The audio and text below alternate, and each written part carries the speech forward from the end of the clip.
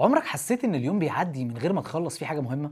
تلاقي نفسك طول اليوم شغال ومشغول، برغم كده حاسس انك متاخر في تحقيق اهدافك. لو اجابتك فكمل معايا، لان الموضوع ده يهمك ويهم كتير من رواد الاعمال. بيبداوا مشروعهم بشغف وطموح، لكن بعد شويه بيحسوا ان البيزنس بتاعهم اتحول لسجن والوقت بقى عدوهم. دان مارتيل كاتب كتاب اسمه باي باك يور تايم. كان هو نفسه واقع في الفخ ده. شركته على الورق كانت ناجحه، بس هو شخصيا كان حاسس انه مسجون في جدول مواعيده اليوميه. من التجربه دي طلع مبدا قوي جدا: لو عايز تكبر شركتك من غير ما تحرق نفسك، لازم تتعلم تشتري وقتك وترجع تركز بس على الحاجات اللي فعلا ليها قيمه عاليه. دان مارتيل بيقول ببساطه: اعتبر الفلوس وسيله تشتري بيها ساعات من وقتك، مش بس هدف تجمع بيه فلوس اكتر. بمعنى تاني يعني، بدل ما تفكر هتشتغل وتشغل مين يساعدني ازود الانتاج، فكر ايه الحاجات اللي ممكن اشيلها من جدول يومي واخلي حد غيري يعملها عشان افضل الحاجات المهمه. هو شايف ان دي اسرع طريقه للنمو وتحقيق الحريه، انك تستخدم الفلوس كرفعه كده تبقى بتشيل بيها المهام التقيله من عليك.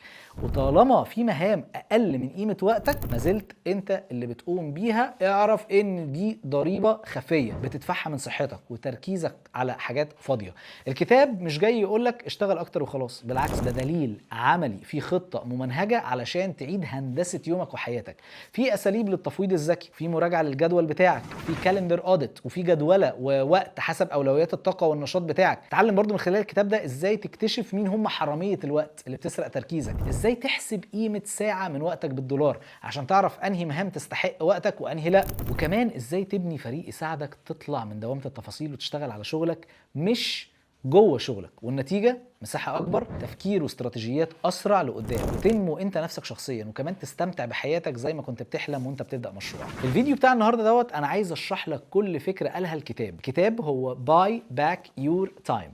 انا هشرحه لك النهارده باسلوب سهل وبسيط، وكاني ببقى بلخصه لك كده علشان انت تبقى بتستفيد منه احسن استفاده. المبدا ده احنا ممكن نبقى بنطبقه في البيزنس، وهنحكي حكايات عن رياديين او انتربرينورز يعني زيك مروا بنفس الصعوبات وعدوا بقى بضغط وشغل وارهاق وحاجات كتير جدا، وهنشوف ازاي قدروا يقلبوا المعادله وفهموا ان وقتهم هو اغلى حاجه.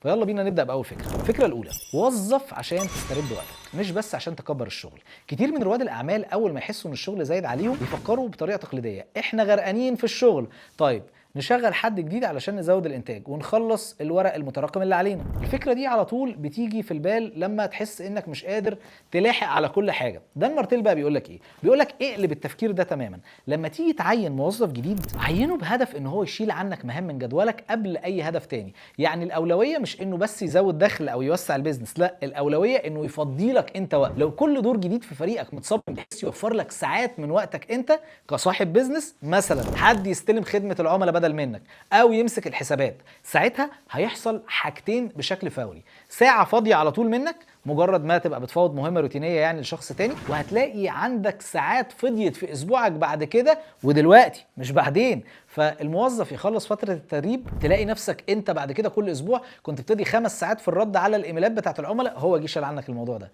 لو جبت حد ياخد المهمه دي، انت كسبت 5 ساعات اسبوعيا على طول تستثمرها في حاجه تانية اهم، مش تريح وتأجز. طيب ازاي تركز بقى؟ بتركز لما تشيل من دماغك ومن جدولك المهام التشغيليه الصغيره. هتقدر انك تبقى بتبص للصوره الكبيره بدل ما انت مدفون في مشاكل تقنيه والعملاء والفواتير والحسابات. بيبقى عندك وقت تفكر في رؤيه شركتك، في تطوير المنتج بتاعك او الخدمه بتاعتك، في شراكات جديده، الحاجات اللي فعلا بتكبر البيزنس وبتجيب فلوس. دان مارتيل بقى عنده تشبيه جميل قوي، بيقول لك اعتبر كل موظف جديد كانه اشتراك شهري بتدفعه مقابل انك بتشتري وقت زياده لنفسك. لو الوظيفه الجديده مش هتوفر لك عدد ساعات ملموس من وقتك، يبقى ممكن تستنى شويه وما تعينش دلوقتي. ما تعينش عشان كده وخلاص، مش تعين وخلاص، لا، عين بس لما يكون في مهام معينه واضحه هتتشال من عليك وتروح للشخص الجديد ده. وعلى فكره المبدأ ده هو اللي بيميز رواد الاعمال، هو اللي بيخلي الناس الكبيره تكبر اكتر، هو دوت اللي بيخلي الصغير يكبر. مستحيل تلاقي اوبرا وينفري مثلا قاعده بترد على الايميلات وبتنسق مواعيد التصوير بنفسها. نجاحها جاي من انها بتركز على اللي هي وحدها بتعرف تعمله: تقديم البرامج، الشو، وكل حاجة تانية حواليها من فريق مسؤول عنها. نفس الكلام بينطبق على كتير من الناجحين، زي مثلا توم كلانسي، ده واحد من الكتاب الكبار، هو ذكره يعني، بيقول انه بيرتب حياته كلها ان هو يشتغل على اعلى قيمه، ويفضل يشتغل يشتغل يشتغل، وسايب التفويض للايجنت بتاعه وكل حاجه للناس اللي حواليه. خلينا برضو نبقى بنحكي حكايه ساره، دي واحده صاحبه مشروع ناشئ في مجال التجاره الالكترونيه. ساره عندها طموح كبير قوي، شركتها انها تكبر، عايزه الشركه تكبر. المشكله انها حرفيا كانت عامله كل حاجه بنفسها، ترد على تليفونات العملاء، استفساراتهم، طول اليوم مسحوله، بتتابع الطلبات، الشحن، بتمسك الحسابات، بترصد المصروفات، وجنب كل ده بتحاول تبقى بتطور المنتجات وتعمل تسويق يعني بشكل يومي. اليوم بتاعها كان بيبدا بدري جدا وينتهي بعد نص الليل وهي لسه قدام اللابتوب. النتيجه كانت ايه؟ ارهاق، ضغط، احساس دايم انها وراها شغل ومش قادره تبقى بتفكر في افكار جديده تطور بيها البيزنس لانها غرقانه في التفاصيل. ساره كانت حاسه انها لو وقفت يوم واحد ترتاح او تاخد اجازه الدنيا هتنهار حواليها. كانت بتخاف تعين موظفين اكتر عشان ميزانيتها محدوده جدا، وعشان هي مقتنعه ان محدش هيعمل الشغل باتقان زيها. ممكن تكون انت كمان حاسس بنفس الشعور ده. في يوم ساره قررت ان هي هتقرا، وقرت مبدا اشتري وقتك، واللي بيقول باختصار ادفع لحد يعمل الحاجات اللي بتاخد وقت كتير ومش بالضروره انت اللي تبقى بتعملها. فقررت تجرب واحده واحده. اول خطوه جابت موظفه خدمه عملاء ترد على الاتصالات والايميلات، قالت لها تعالي معايا 4 ساعات بس. بدل ما هي تعمل ده كله، طبعا كانت متوتره في الاول، هتقدر الموظفه دي تحل مشاكل العملاء زيها ولا لا، هل الزباين هيلاحظوا فرق؟ لكنها دربت الموظفه كام يوم وبدات تسلمها الشغل تدريجي. بعد اسبوعين ساره خدت بالها من حاجه عظيمه، بقى عندها كل يوم على الاقل 3 ساعات فاضيين الصبح ما كانتش بتلاقيهم قبل كده. 3 ساعات دول بدل ما كانوا بيروحوا بقى في الرد على اسئله متكرره من العملاء ومتابعه الشحن، بقوا دلوقتي مساحه ذهبيه لساره انها تبقى بتفكر في استراتيجيات للتسويق. استغلت الوقت دوت ساره في انها تبقى بتعمل كامبين، تعمل حمله جديده كده على السوشيال ميديا، وعملت ابتكار واوفرز ترويجيه شدت بقى ليها ناس كتيره جدا. والمدهش ان المبيعات زادت الشهر ده بنسبه ملحوظه 35%، والارباح الاضافيه كانت اضعاف تكلفه مرتب موظفه خدمه العملاء اللي هي عينتها. مش بس كده، ساره كمان بقى عندها وقت ترجع تشوف صحابها وعيلتها، وعلى اخر اليوم من غير ما تكون مجهده بقت قادره انها تمسك الموبايل وتلعب شويه جيمز. هي حست انها رجعت تسيطر تاني على وقتها بدل ما الوقت يبقى بيسيطر عليها. التجربه البسيطه دي خلت ساره تقتنع اكتر بفكره شراء الوقت، دفعت فلوس عشان توفر وقت، والوقت اللي وفرته استخدمته في حاجات جابت لها فلوس اكتر، وكمان راحه نفسيه. قصه ساره دي مثل حي بقى، يعني بصوا ممكن نبقى بنشوف اللي ممكن يحصل لما الانتربرينور يقرر يركز اعلى قيمه ممكن يبقى بيقدمها ويفوض الباقي. يمكن القصه دي افتراضيه، لكن اكيد شفنا حوالينا نماذج شبيهه كتيره جدا. ريادي كان هيقع من كتر ما الشغل لما كان معاه محمد ابو النجي نجاتي، قال ان هو ياما تعب ودخل في كومات وضغط وكان بيغمى عليه، بس لما بيتحول الموضوع لانه بيباي باك هيز تايم الموضوع بيختلف تماما. ساره لما استثمرت وقتها في اللي هي شاطره فيه وسابت الباقي لغيرها، شافت نجاح اكبر بكتير ومجهود اقل. ايه الفكره الثانيه؟ الفكره الثانيه انك تعرف قيمه وقتك وتحدد اولوياتك. دلوقتي بعد ما فهمنا اننا عايزين نشيل من علينا المهام اللي بتضيع وقتنا، السؤال بقى ازاي احدد ايه اللي يتفوض وايه اللي اركز انا فيه. وهنا بيجي مفهوم مهم جدا، والكتاب بيسميه باي باك ريت، معدل شراء الوقت. فكرته ببساطه انك تحسب قيمه ساعه من وقتك بالفلوس عشان تبقى عارف اي مهمه اقل من القيمه دي لازم تشوف لها حل، تفويض، اوتوميشن، او تلغيها. الحساب مش معقد. اقسم دخلك السنوي او المبلغ اللي انت بتطلع تكسبه يعني في السنه على 2000، اللي هو تقريبا عدد ساعات العمل في السنه. الناتج هيكون تقريبا سعر الساعه من وقتك. لو انت بتستهدف تكسب 100,000 جنيه في السنه فتقسمه على 2000 ساعه فيطلع ان الساعه بتساوي 50 جنيه. لو بتكسب اكتر طبعا يبقى الرقم هيبقى اعلى. دان مارتيل بقى بيطرح مثال بالدولار، بيقولك لو بتحقق مثلا 200,000 دولار سنوي فقيمه ساعتك حوالي 100. يعني انت كده تقريبا بتسأل نفسك هل في شغل بتعمله بنفسك يقدر حد تاني يعمله بأقل من قيمة الساعة بتاعتي؟ لو ساعتك بحوالي 100 جنيه هل في مهام ممكن تجيب حد يعملها ب 30 و40 في الساعة دي؟ لو يبقى كل ساعة انت بتصرفها على المهمة دي بدل ما تعطيها لحد تاني هي في الحقيقة خسارة فلوس. طب ازاي؟ لانك بتحرق ساعة قيمتها عالية في شغل ممكن يتعمل بأجر اقل. دان مارتيل سماها نوع من المراجحة الزمنية، او الفرق اللي بيحصل ما بين الاتنين ده هو المكسب اللي بتطلع بيه لما تفوض المهمة دي. مثلا بيقول لو قيمة ساعتك 120 دولار وجبت مساعد افتراضي ب 25 دولار في الساعة، كل ساعة بيقضيها هو بيرد على الايميلات بدل منك بتوفر لك فعليا 95 دولار. يعني تقريبا وفرت 95 دولار من قيمة وقتك في الساعة دي عشان توجهها لحاجات تانية اكتر انتاجية. تخيل بقى على مستوى اسبوع او شهر لو وفرت هتوفر قد ايه من ساعات. طبعا مش كل حاجه رخيصه لازم تمشيها لحد تاني، الفكره كمان انك تركز على الحاجات اللي يا اما بتعدي قيمه ساعتك في تاثيرها الاستراتيجي، او الحاجات اللي انت شخصيا بتحبها وبتديك طاقه ايجابيه. يعني مثلا لو انت صاحب شركه وبرضه بتحب جدا الديزايننج او كتابه الكونتنت، ده جزء من شغفك، ممكن تفضل محتفظ بالمهمه دي حتى لو ممكن توظف حد ليها، لانها بتشحنك بالطاقه والابداع. انما المهام اللي ملهاش قيمه عاليه ومش بتميزك، زي الرد على الايميلات، المودريشن، ترتيب الجداول، المواعيد، المحاسبه البسيطه، الحاجات دي غالبا اقل من قيمه وقتك ولازم تطلع من جدولك فورا. المعادله دي كمان بتغير طريقه تفكيرك تجاه التفويض، بدل ما تحس بتأنيب ضمير انك بتزود الحمل على غيرك او تبقى فاكر نفسك كسول عشان بتسيب شغل، لان انت دلوقتي شايفها حسابيا قرار ذكي ومدروس. بقت القصه قرار استثماري مش رفاهيه، كل جنيه بتدفعه علشان تفوض مهمه اقل من قيمه وقتك هو جنيه هيرجع لك اضعاف مضاعف، لانه يسبب لك وقت تركز فيه على شغل بيجي فلوس اكتر. باختصار، احسب قيمه ساعتك وحط ده ميزان تقيس بيه اي مهمه قبل ما تقرر مين يعملها. المهام اللي تحت القيمه دي شوف تلغيها او تفوضها لحد تاني من فريقك او لحد خارجي فريلانسر مثلا. والمهام اللي فوق القيمه دي او اللي بس انت اللي تقدر تبقى بتبدع فيها، هي دي ملعبك الحقيقي اللي لازم تفضل فيه. هقول لك على تطبيق كده عملي اعمله ازاي تشتري وقتك خطوه بخطوه. يلا بينا تعالوا نبقى بنفصصها. احنا عايزين نشتري وقتنا بالتفويض الذكي ونركز على اعلى قيمه. طيب تعالوا نحول الكلام ده لخطه تنفيذيه من كذا خطوه تقدر تبقى بتطبقها في البيزنس بتاعك. اعمل اوديت، تدقيق كده لوقتك الحالي. اول حاجه محتاج تعملها انك تمسك جدولك الاسبوعي وتفصصه. راجع كل نشاط او مهمه عملتها الاسبوع ده، اكتبهم كلهم في ورقه او جدول. بعد كده صنف كل مهمه بلون او علامه، لون اخضر للحاجات اللي بتحسسك بطاقه او اضافه حقيقيه، حاجات بتحب تعملها او بتفيد شركتك بجد، ولون احمر للحاجات اللي بتسحب من طاقتك او وقتك وما بتضيفش كتير. كون صريح مع نفسك، مثلا الاجتماع الفلاني اللي ملوش اجنده واضحه وكان تضييع ساعه، ده لازم يبقى بالاحمر. الرد على الايميلات الروتينيه ده احمر. تطوير استراتيجيه منتج جديد ده اخضر، وهكذا.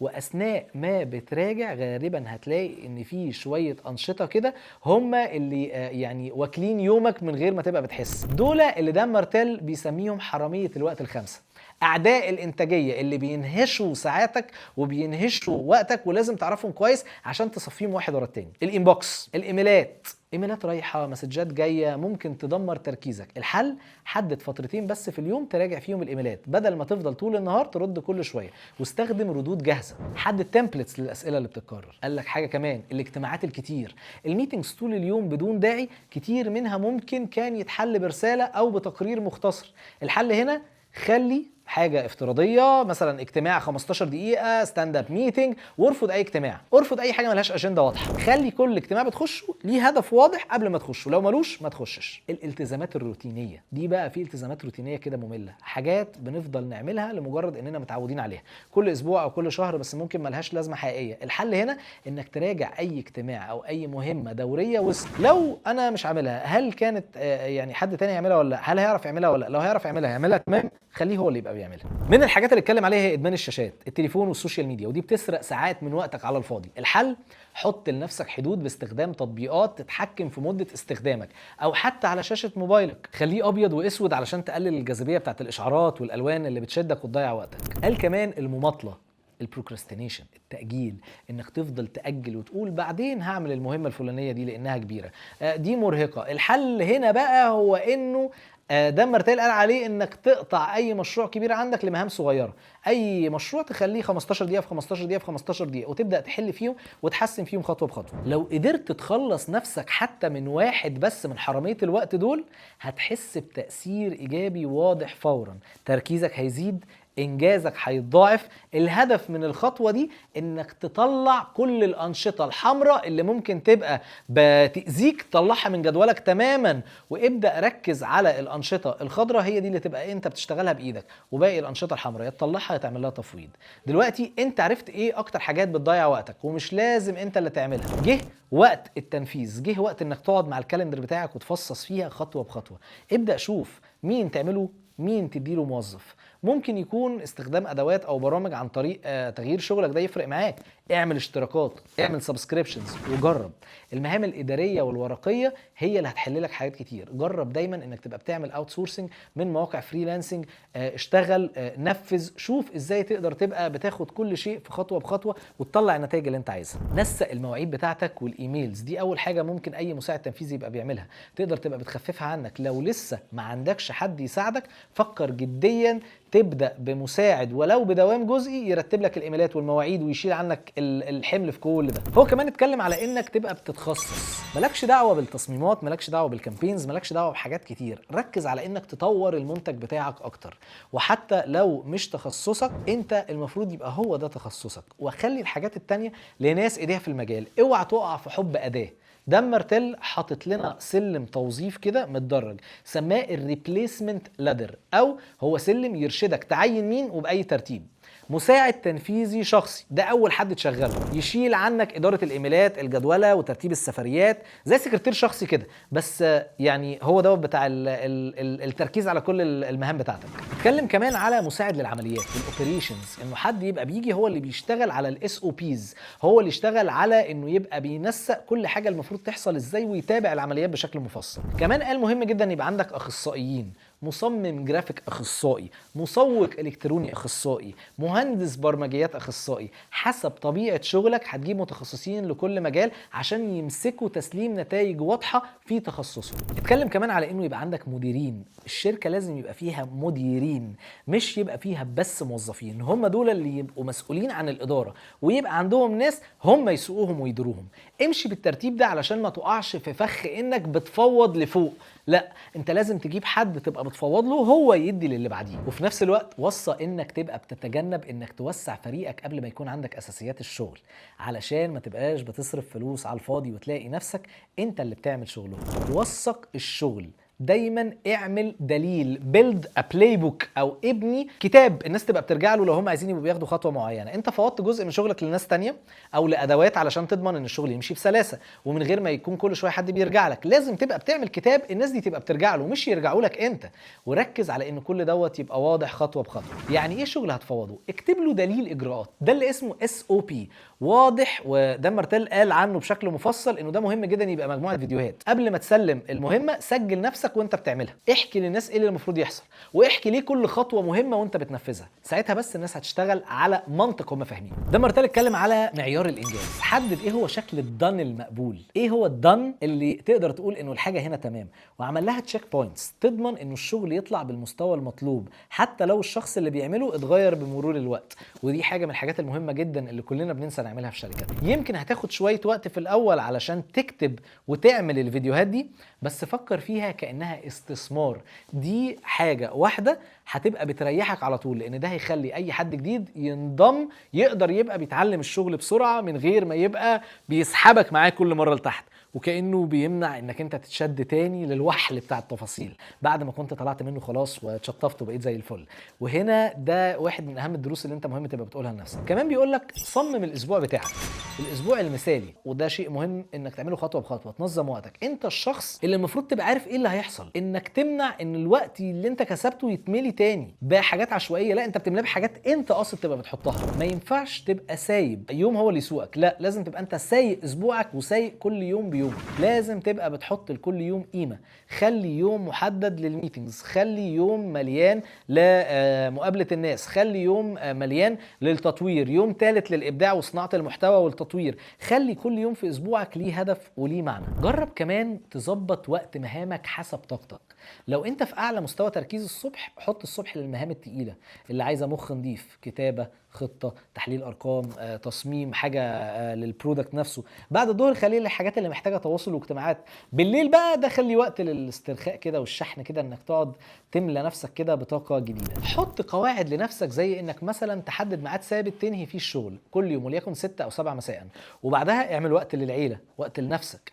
او اعمل يوم في الاسبوع من غير اجتماعات نهائي عشان يكون اطول فتره انت بتركز فيها للشغل المهم بدون مقاطعات، او حتى تخصص ساعتين ثابتين كل اسبوع عشان تبقى بتتعلم وتطور نفسك بشكل شخصي. الفكره انك تتحكم في جدولك بدل ما جدولك هو اللي يتحكم فيك. لما بتقرر مسبقا كل فتره من الوقت او كل فئه من الشغل هتاخد مكان، انت هتقلل كتير من القرارات اللحظيه ومش هتبقى مشتت، وبتضمن ان المشاريع المهمه ما تبقاش بتروح عليك، وبتاخد كمان يعني جزء كبير من طاقتك اخر النهار. وبكده حتى وقت راحتك انت شخصيا هيكون عندك عنصر اساسي في الجدول، مش حاجه بقى ايه لما بتتزنق بتقعد وتشتغل بالعافيه. قال لك كمان املى وقتك اللي كسبته بالحاجات التقيله. دلوقتي بما انك نجحت توفر ساعات زياده كل اسبوع، ما ينفعش تبقى بتسيبها فاضيه او تملاها بحاجات تفاهه، لا، لازم تستغل الوقت ده بحكمه علشان تحقق الشرط الفايز. زي ما دام بيقول، هو بينصح انك تقسم استثمارك للوقت الجديد لحاجتين اساسيتين: رافعات، حاجات بقى كاتاليستس كده او هاي امباكت للورك،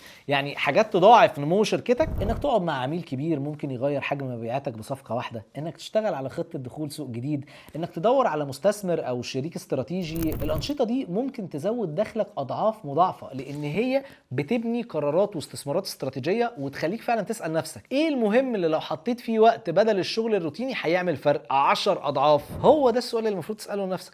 هي دي الحاجات اللي لازم تملى جزء كبير من وقتك الجديد.